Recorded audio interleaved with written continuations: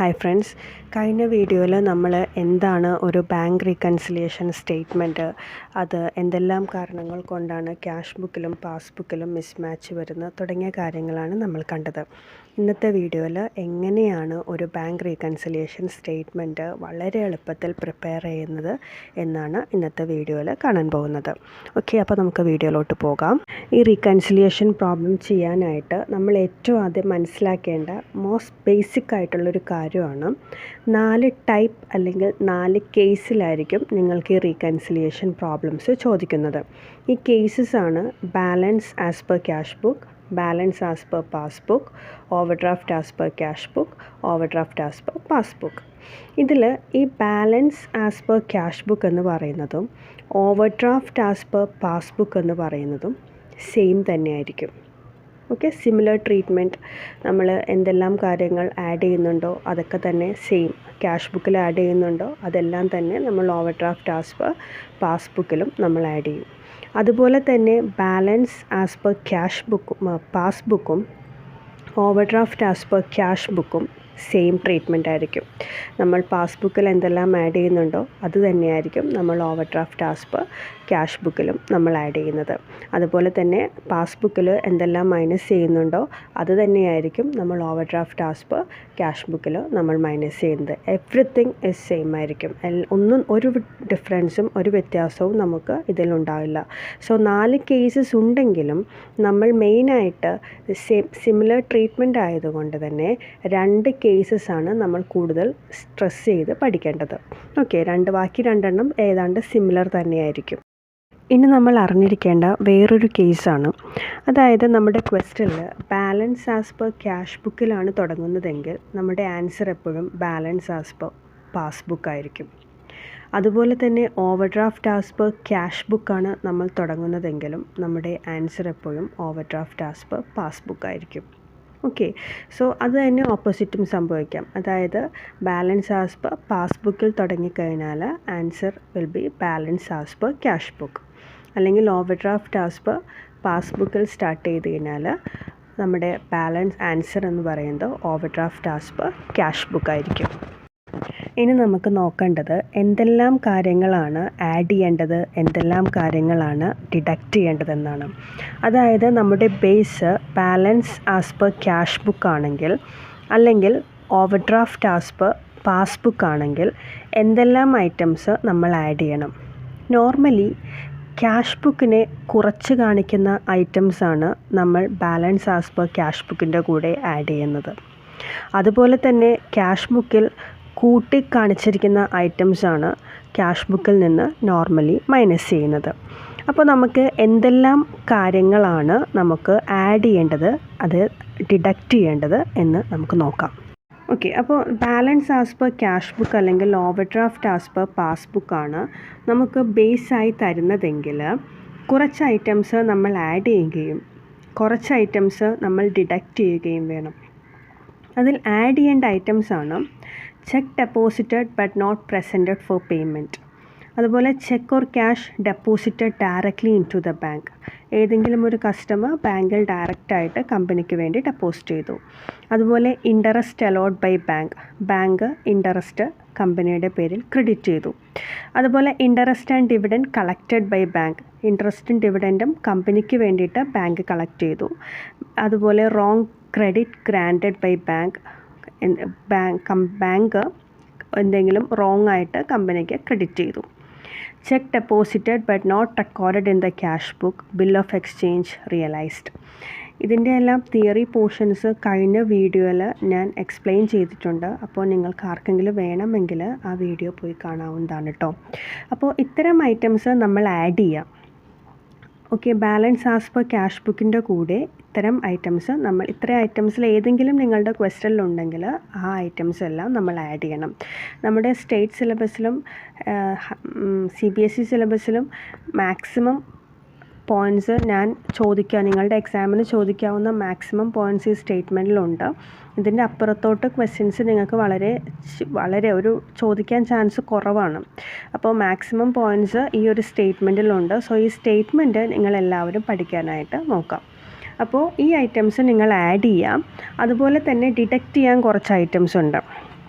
അതാണ് cheque deposited but not collected, bank charges, interest charged, direct payments by bank as per standing instruction, wrong debit, cheque recorded in the cash book but not deposited, ചെക്കോ bill of exchange dishonoured. ഇത്തരം items നമ്മൾ minus ചെയ്യുകയും ചെയ്ത് കഴിഞ്ഞാൽ നമുക്ക് balance as per passbook കിട്ടും. So balance as per cash book ആണെങ്കിൽ നമ്മൾ സ്റ്റാർട്ട് ചെയ്യുന്നതെങ്കിൽ നമ്മളുടെ ആൻസർ എന്ന് പറയുന്നത് ബാലൻസ് ആസ് പെർ പാസ്ബുക്ക് ആയിരിക്കും.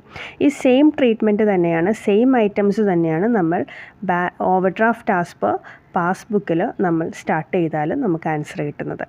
Okay, so balance as per cash ബുക്കാണ് നമ്മളുടെ ബേസെങ്കിലും ഓവർഡ്രാഫ്റ്റ് ആസ് പെർ പാസ്ബുക്കാണ് നമ്മളുടെ ബേസെങ്കിലും ഈ സെയിം ഐറ്റംസ് തന്നെയാണ് നമ്മൾ ആഡ് ചെയ്യേണ്ടതും സെയിം ഐറ്റംസ് തന്നെയാണ് നമ്മൾ ഡിഡക്റ്റ് ചെയ്യേണ്ടതും. ഓക്കെ, ഇനി ബാലൻസ് ആസ് പെർ പാസ്ബുക്കിലാണ് നമ്മൾ സ്റ്റാർട്ട് ചെയ്യുന്നത് അല്ലെങ്കിൽ ഓവർഡ്രാഫ്റ്റ് ആസ് പെർ ക്യാഷ് ബുക്കിലാണ് നമ്മൾ സ്റ്റാർട്ട് ചെയ്യുന്നതെങ്കിൽ നമ്മൾ നേരത്തെ ആഡ് ചെയ്ത ഐറ്റംസ് നമ്മളിവിടെ ഡിഡക്റ്റ് ചെയ്ത ഐറ്റംസ് നമ്മൾ ആഡ് ചെയ്യാം. ഓക്കെ, വേറെ ഒരു ഡിഫറൻസും അതിലില്ല.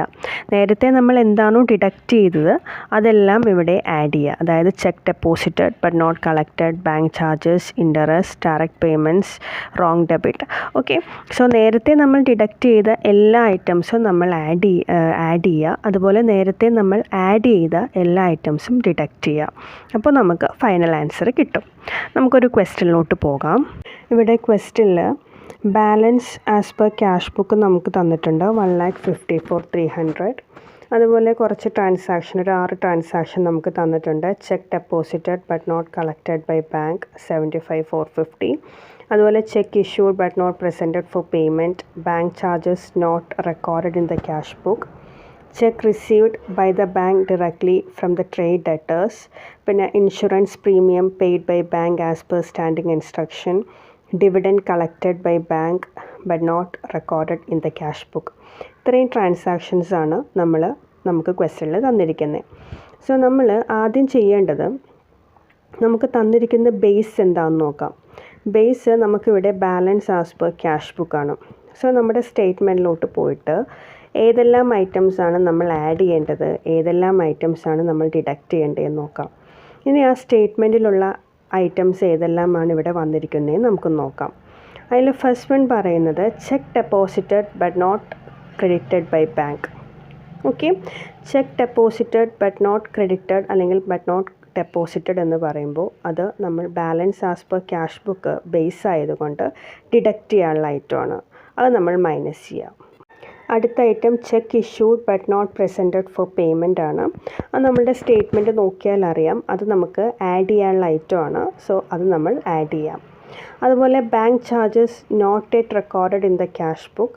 നമ്മുടെ സ്റ്റേറ്റ്മെൻറ്റിലോട്ട് വരികയാണെങ്കിൽ നമുക്ക് കാണാം ബാങ്ക് ചാർജസ് ഡിഡക്റ്റ് ചെയ്യാനുള്ള ഐറ്റമാണ്. അത് നമ്മൾ ഡിഡക്റ്റ് ചെയ്യാനായിട്ട് വെക്കാം. അതുപോലെ cheque received by the bank directly from the trade debtors. നമ്മളുടെ സ്റ്റേറ്റ്മെൻറ്റിൽ പറഞ്ഞു എന്തെങ്കിലും ഡയറക്റ്റ് പേയ്മെൻറ്റ്സ് കസ്റ്റമേഴ്സിൻ്റെ കയ്യിൽ നിന്ന് ലഭിച്ചിട്ടുണ്ടെങ്കിൽ direct payments credited by bank by the customers directly. Okay, so അത് നമ്മൾ ആഡ് ചെയ്യേണ്ട ഒരു ഐറ്റമാണ്. പിന്നെ insurance premium paid by bank as per standing instruction but not recorded in the cash book.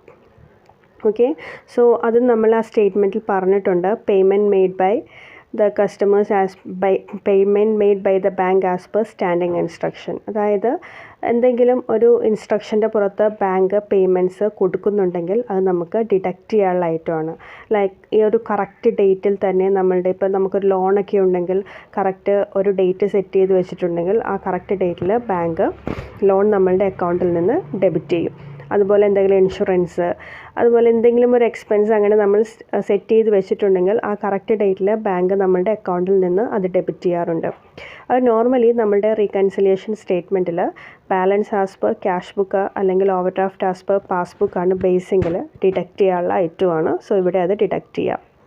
അതുപോലെ dividend collected by bank but not recorded in the cash book. So അത് നമ്മളുടെ സ്റ്റേറ്റ്മെൻറ്റിലുണ്ട്. Interest and dividend collected by bank, അത് add ചെയ്യാനുള്ള ഐറ്റമാണ്. അത് normally നമ്മൾ add ചെയ്യാം. ഓക്കെ, സോ ഇത്തരം നമ്മളപ്പോൾ ഐറ്റംസ് ഏതൊക്കെയാണ് ഡിഡക്റ്റ് ചെയ്യേണ്ടതെന്നും ഏതൊക്കെയാണ് ആഡ് ചെയ്യേണ്ടതെന്നും നമുക്ക് മനസ്സിലായി. ഞാനിവിടെ ആഡ് ചെയ്യുന്ന ഐറ്റംസ് ഈ ഗ്രീൻ കളറിലും ഡിഡക്റ്റ് ചെയ്യാനുള്ള ഐറ്റംസ് യെല്ലോ കളറിലുമാണ് ഹൈലൈറ്റ് ചെയ്തിരിക്കുന്നത്. സോ ഇത് വെച്ചിട്ട് നമുക്ക് നമ്മളുടെ സ്റ്റേറ്റ്മെൻറ്റ് എങ്ങനെയാണ് പ്രിപ്പയർ ചെയ്യേണ്ടതെന്ന് നോക്കാം. ആദ്യം നമ്മൾ balance as per cash book amount എടുത്ത് എഴുതി 1,54,300. അപ്പോൾ നമ്മൾ ഏതൊക്കെ ഐറ്റംസാണ് ആഡ് ചെയ്യേണ്ടത്, ഏതൊക്കെ ഐറ്റംസാണ് ഡിഡക്റ്റ് ചെയ്യുന്നത് നമ്മൾ നേരത്തെ കണ്ടു. സോ ആഡ് ചെയ്യേണ്ട ഐറ്റംസ് ആഡ് ചെയ്യുക. അതായത് cheque issued but not presented, cheque received by bank directly from the trade debtors, dividend collected not recorded in the cash book. ഈ 3 ഐറ്റംസ് നമ്മൾ ആഡ് ചെയ്യാൻ വേണ്ടിയിട്ട് ടോട്ടൽ കോളത്തിൽ എമൗണ്ട് കോളത്തിൽ എടുത്ത് എഴുതാം. So cheque issued but not presented 8760, cheque received by bank 135,200, dividend collected 1000. ഇത് 3 കൂടി ടോട്ടൽ ചെയ്തിട്ട് ഔട്ടർ കോളത്തിലോട്ട് എമൗണ്ട് എടുത്ത് എഴുതി 2,16,916. അതിനുശേഷം ഡിഡക്റ്റ് ചെയ്യാനുള്ള ഐറ്റംസും ഇതുപോലെ തന്നെ ചെയ്യുക. Cheque deposited but not credited by the bank, inner കോളത്തിൽ എമൗണ്ട് 75,450. ബാങ്ക് ചാർജസ് ഇന്നർ കോളത്തിൽ 1,135. ഇൻഷുറൻസ് പ്രീമിയം 15,400, അതും ഇന്നർ കോളത്തിൽ എഴുതി. ടോട്ടൽ ഇസ് ഔട്ടർ കോളത്തിലോട്ട് നമ്മൾ എടുത്ത് എഴുതി.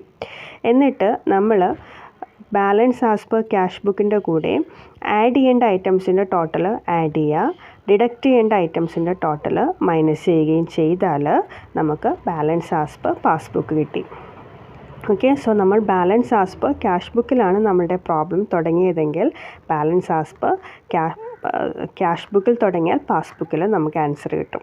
അതുപോലെ overdraft as per cash ബുക്കിൽ തുടങ്ങിക്കഴിഞ്ഞാൽ നമുക്ക് ബാലൻസ് ആൻസർ എന്ന് പറയുന്നത് overdraft as per passbook ആയിരിക്കും. ഓക്കെ, അപ്പോൾ ഇങ്ങനെയാണ് നമ്മുടെ റീകൺസിലിയേഷൻ്റെ പ്രോബ്ലം ചെയ്യുന്നത്. ഞാനിത് ബാലൻസ് ആസ് പെർ ക്യാഷ് ബുക്കിൻ്റെ ഒരു പ്രോബ്ലമാണ് നമ്മളിവിടെ വർക്കൗട്ട് ചെയ്തിരിക്കുന്നത്. നോർമലി നമുക്ക് ഈ cheque issued but not presented, അതുപോലെ cheque deposited but not collected, bank charges അങ്ങനെ തുടങ്ങുന്ന കുറച്ച് ചെറിയ ഐറ്റംസ് ആയിരിക്കുള്ളൂ നിങ്ങൾക്ക് +1 ലെവലിൽ എക്സാമിന് ചോദിക്കുന്നത്. പക്ഷേ സ്റ്റേറ്റ്മെൻറ്റ് എല്ലാവരും ഒന്ന് പഠിച്ചിരിക്കാൻ ശ്രമിക്കാം. ഓക്കെ, അപ്പോൾ നിങ്ങൾക്ക് ഏതെങ്കിലും ടോപ്പിക്കിൽ എന്തെങ്കിലും ഫർദർ ക്ലാരിഫിക്കേഷനോ അല്ലെങ്കിൽ കൂടുതൽ പ്രോബ്ലംസ് ചെയ്ത് കാണിക്കണം എന്നുണ്ടെങ്കിൽ ഒന്ന് കമൻറ്റ് ബോക്സിൽ അറിയിക്കണം കേട്ടോ. തീർച്ചയായിട്ടും റിപ്ലൈ തരാം. അതുപോലെ നിങ്ങൾക്ക് ഒട്ടും ചെയ്യാൻ ചില പ്രാക്ടിക്കൽ പ്രോബ്ലംസ് പറ്റുന്നില്ല, നിങ്ങൾ സ്റ്റക്ക് ആവുന്നുണ്ടെങ്കിൽ അത്തരം പ്രോബ്ലംസും നിങ്ങൾ കമൻറ്റ് ബോക്സിലൂടെ അറിയിക്കാം. ഞാൻ അത് എങ്ങനെയാണ് വർക്കൗട്ട് ചെയ്യേണ്ടതെന്നും നമ്മളുടെ ചാനലിലൂടെ ഇടുന്നതായിരിക്കും. അപ്പോൾ ഇത്രയേ ഉള്ളൂ ഇന്നത്തെ വീഡിയോ. എല്ലാവർക്കും മനസ്സിലായെന്ന് കരുതുന്നു. നിങ്ങൾക്ക് ഇഷ്ടപ്പെടുവാണെങ്കിൽ അതൊന്ന് ഷെയർ ചെയ്ത് കൊടുത്തേക്കാം. Okay, thank you.